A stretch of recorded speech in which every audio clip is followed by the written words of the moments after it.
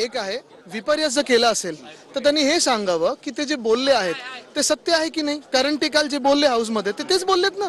दुसरं कोणी मागून आवाज काढत होता का?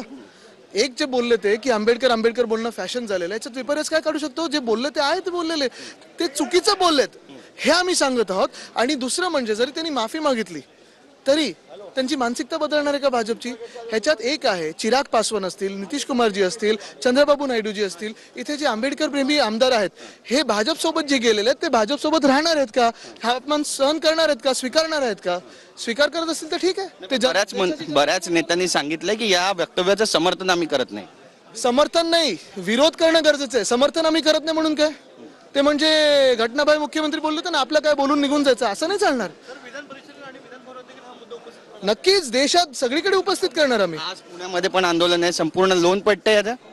आपण पाहता या देशामध्ये एक चीड निर्माण झालेली, राग निर्माण झालेला आहे. ह्याचा काय संबंध होता यांना याच्यात खेचायचा? एक मिनिट साहेबांना जाऊ द्या प्लीज. तर ही सगळी दृश्य आपण या ठिकाणी पाहतो. आदित्य ठाकरे आता आंदोलनासाठी पोहोचलेले आहेत. एकच साहेब बाबासाहेब अशा घोषणा विधान भवनाच्या पायऱ्यावर विरोधकांनी द्यायला सुरुवात केली आहे. कॅमेरा पर्सन योगेश गुरवचा गिरीश गायकवाड, TV9 मराठी.